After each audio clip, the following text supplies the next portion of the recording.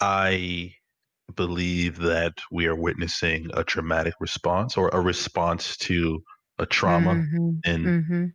that we've been suffering, that the Black community has been suffering for a long time, and that pain being bled out and people sort of connecting to their experience and watching that Mhm. horrific video has led to this crisis being observed and being acted upon. And Mhm. so the first piece that I sort of took away from what was happening was like, oh my gosh, like I've never seen something so. Even now I'm trying to find words for it. Right, right. I think this is it. Like it's something that you can find words to, and the global community kind of responded in a way that I think is different because there's even been language around trauma now about how this is a traumatic thing, Mhm. and I think it's important. Like NARM is such a great model to give language around what's Mm. happening Mhm.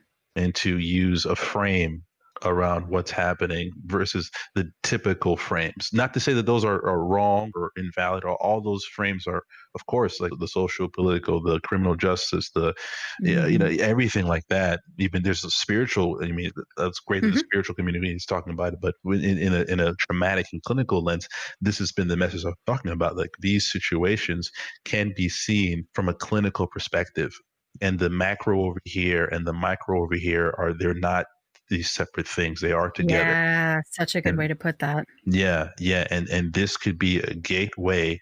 Having these specific conversations about racism is a gateway Mhm. into IDs and people's interpersonal relationships to trauma. So for me, it's really about, like, I'm noticing people really finally connecting to it, Mhm. connecting to what's been happening in this country and to the experiences of people emotionally, Mhm. not just intellectually, but in terms of into themselves. And I think that's the difference with this reaction.